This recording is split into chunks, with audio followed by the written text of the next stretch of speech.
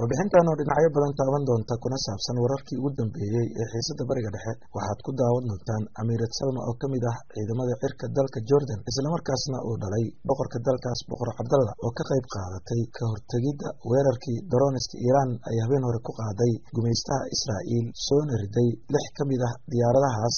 sidoo kale qodobada aad ku maqli doontaan waxaa kamid ah noocyada droniska Iran ay ku weerartay Israa'iil iyo waxa ay ku kala duwan yihiin kuwa qaybta ka ah dagaalka Ukraine. waxaad kaloo ku maqli doontaan digniinta Mareykanka u diray dalalka Yurub ee ku saabsan gantaalka Khaybar ee Iran ay ku weerartay saldhigga Naftalim ee Israa'iil iyo qodobo kale oo muhiim ah ee nala socda ilaa dhamaadka. mahadsanidin. saacadihii lasoo dhaafay baraha bulshada ku kulanto gaar ahaan barta X waxaa qabsaday warka ku saabsan in gabadha uu dhalay boqorka Jordan oo lagu magacaabo Salma bint al-Hussein kana tirsan ciidamada cirka dalkaas ay ka qayb qaadatay ka hortagida droniska Iran ay ku weerartay gudaha dhulka Falastiin ee ay Israa'iil xoog ku haysato. Salma ayaa la sheegay in kaligeed ay soo riday 6 kamid ah diyaaradahaas. inta badan Israa'iiliyiinta isticmaasha barta X ayaa warkan aad ugu soo qaadanayay, balse markii aan tixraac ku sameynay mareegaha iyo wararka ku lifaaqan sawirkan waxaa caddaatay in warkaas uu yahay mid been abuur ah oo la sameeyey. waxyaabaha kor u qaaday warkan been abuurka ah dadka badankoodna u aamineen ayaa ah in ciidamada cirka boqortooyada Jordan ay ka qayb qaateen ka hortagida weerarkii gantaalada iyo droniska ahaa ee habeenkii Sabtida aynu soo dhaafnay Iran ay ku qaaday Israa'iil. dhanka kale wasiirka arrimaha dibadda ee Jordan ayaa sheegay in ay qiimeyn ku wadaan khatar dhab ah oo ku aadan in qaar kamid ah gantaalada iyo droniska Iran ay ku soo dhaceen meelo kamid ah Jordan. isagoo arrintaas ka hadlayana waxa uu yiri ciidankeena cirka waxay la tacaaleen khatartan. haddii khatartan ay ka timaado Israa'iil, Jordan waxay qaadi doontaa tilaabo la mid ah tii ay qaaday habeen hore. dhinaca kale, inkastoo Israa'iil ay ku dhawaaqday in ay ku guuleysatay inay ka hortagto diyaaradaha aan duuliyaha lahayn ee Iran ay ku weerartay habeenkii Sabtida aynu soo dhaafnay, haddana inta badan warbaahinta gumeysiga ayaa ka digtay in la dhayalsado khatarta diyaaradaha aan duuliyaha lahayn ee Iran, kuwaasoo goor sii horeysayba dagaalka Ukraine ku cadeeyay waxtarkooda. habeen hore ayay ahayd markii Iran ay weerar toos ah ku qaaday Israa'iil taariikhdeeda, taasoo jawaab u ahayd weerarkii diyaaradaha Israa'iil ay ku qaadeen qunsuliyadda Tehran ay ku leedahay magaalada Dimashq. weerarkaas oo ay ku dhinteen 7 sarkaal oo uu ku jiro Genaraal Mohammad Reza Sayidi. ciidamada Israa'iil ayaa sheegay in guud ahaan Iran ay habeen hore ku soo weerartay ilaa 170 diyaaradood oo kuwa aan duuliyaha lahayn ah, in ka badan 120 gantaal oo balastig ah. waxayna sheegeen in 99% gantaaladaas ay ka hortageen nidaamyadooda difaaca hawada, iyaga oo qirtay in kuwii gaaray Israa'iil ay ahaayeen gantaalada balastiga ah, halka Tehran ay sheegtay in kala bar gantaaladii iyo diyaaradihii ay ku garaacday Israa'iil ay gaareen bartilmaameedkooda. haddaba su-aasha isweydiinta badan waxay tahay, maxay tahay sababta diyaaradaha aan duuliyaha lahayn ee Iran wacdaraha ka dhigay dalka Ukraine ay ugu fashilmeen weerarkii Israa'iil? kala duwanaansho weyn ayaa ka jira marka la qiimeeyo natiijada weeraradii saacadihii lasoo dhaafay dhex maray Iran iyo Israa'iil, balse waxaa xusid mudan in xitaa Iiraaniyiinta marka ay ka hadlayaan guusha ay ka gaareen weerarkoodii habeenkii Sabtida kaliya ay ku kooban tahay gantaalada balastika ee kooban ee gaaray bartilmaameedyadooda, laakiin gantaalada kuruuska iyo droniska ay ku fashilmeen inay garaacaan bartilmaameedyadii loogu talagalay.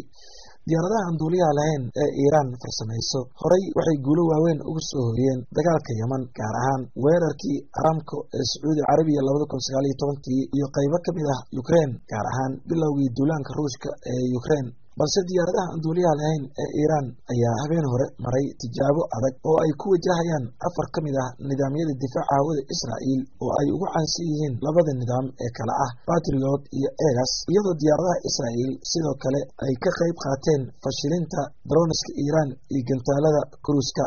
sidoo kale diyaaradaha dagaalka ee Mareykanka, Faransiiska iyo Ingiriiska oo sii ogaa waqtiga weerarka Iran oo hawada ku jiray ayaa qayb ka qaatay soo ridista inta badan droniska Iran ay ku weerartay gudaha Israa'iil.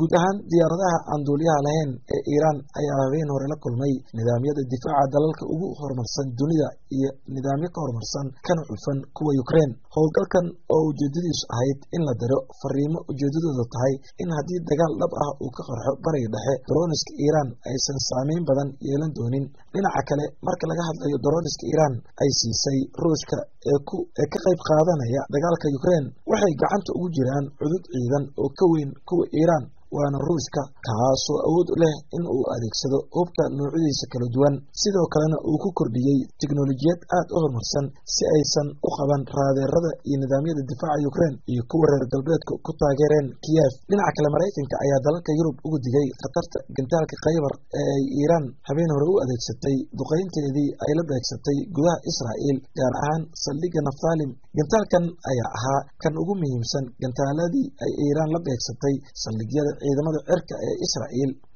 Sidoo kale, Tehran iyo Tel Aviv ayaa si isku mid ah isugu raacay in gantaalkan Khaybar uu gaaray bartilmaameedyadii loogu talagalay. Si gaar ah waxay Tehran gantaalkan ula beegsatay saldhigga ciidamada cirka ee Naftalim ee ku yaala saxaraha Naqab, waana saldhigga ay kasoo duuleen diyaaradihii F-35 ee fuliyey weerarkii safaaradda Iiraan ee Dimashq. Qiyaasaha Mareykanka ayaa tilmaamaya in Tehran ay haysato in ka badan 3,000 oo gantaal oo balastik ah oo noocyo kala duwan leh, kuwaasoo qaarkood ay gaari karaan meel walba oo ka mid ah dhulka Falastiin ee ay Israa'iil xooga ku haysato. Wadar ahaan, Iiraan waxaa lagu qiyaasaa in ay haysato 9 nooc oo gantaalo ah, dhammaantoodna gaari kara magaalooyinka Israa'iil. Laakiin gantaalkan Khaybar oo ay Iiraan shaaca ka qaaday bishii May 2023 ayaa ah gantaalka ugu muhiimsan gantaalada Tehran, wuxuuna soo jiitay dalalka cadowgeeda ah, waxaana taasi caddayn u ah in uu ahaa gantaalka keliya ee gaaray yoolkiisa sida ay qiratay Israa'iil. Bilowgii sanadkan, Iiraan waxay gantaalkan Khaybar u adeegsatay weerar ka dhan ah kooxda Daacish ee ka dagaalanta gudaha Suuriya, waxaana xilligaas lagu tilmaamay weerarkii ugu fogaa taariikhda gantaalada balastika ee ilaalada kacaanka Iiraan. Gantaalkan waxa uu ka mid yahay gantaalada jiilka cusub, waxaana mararka qaar loogu yeeraa Khorramshahr ama Khaybar, wuxuuna gaari karaa masaafo dhan 2,000 oo kiiloomitir, culayska madaxiisana waa 1,500 oo kiiloogaraam. Sidoo kale, wararku waxay sheegayaan in Iiraan ay sii horumarinayso gantaalkan si ay uga dhigto mid gaari kara masaafo dhan 3,000 oo kiiloomitir. Waxaana sida uu daabacay wargeyska Politico ee ka soo baxa Mareykanka, nuucan cusub ee Iiraan farsameynayso ayaa laga yaabaa in uu gaari karo guud ahaan dalalka Yurub ee dhaca bartamaha. Wargeyska Mareykanka ayaana dalalka bartamaha Yurub ugu digay ama ugu baaqay inay si degdeg ah u qaadaan tallaabooyin lagu ciqaabayo Tehran si looga hortago gantaalkan halista ah. Geesta kale, sida uu daabacay mid ka mid ah wargeysyada Israa'iil, kadib weerarkii 7 Oktoobar, sirdoonka Mossad ayaa 3 jeer isku dayay in uu weerar ka geysto gudaha Iiraan. Wargeyska Globis ee ka soo baxa Israa'iil oo daabacay warbixintan ayaa sheegay in sirdoonka dibadda Israa'iil ee Mossad ay isku dayeen in ay 3 weerar ku qaadaan saldhigyada ciidamada cirka Iiraan bilihii Oktoobar iyo Noofembar. Mid ka mid ah weeraradaas bartilmaameedka u ahaa diyaaradaha dagaalka Iiraan ee yaala saldhigga hawada ee Najax ee gobolka Hamdan. Shaacinta xogtan ayaa timid kadib markii faafareebka militariga Israa'iil oo ogolaaday codsiga wargeyska Globis ee ah in uu daabaco xogtan. Sidoo kale, Globis oo soo xiganaya qaar ka mid ah saraakiisha Mossad ayaa sheegay in mid ka mid ah weeraradaas oo dhacay 2 habeenimo 25 bishii Oktoobar sanadkii hore lagu bartilmaameedsaday saldhigga ciidamada Najax oo ku yaala galbeedka gobolka Hamdan, isla markaasna ay fuliyeen 3 shakhsi oo ku takhasusay diyaaradaha dagaalka Phantom oo ay caawinayaan basaasiin Iiraaniyiin ah oo ku sugan isla saldhigga. Sida warbixintu leedahay, shakhsiyaadkan waxaa u suurta gashay in ay gaaraan 4 diyaaradood oo ka mid ah diyaaradihii yeelay saldhigga, kadibna shidaal ayay ku bilbileen, waxayna qabadsiiyeen dab.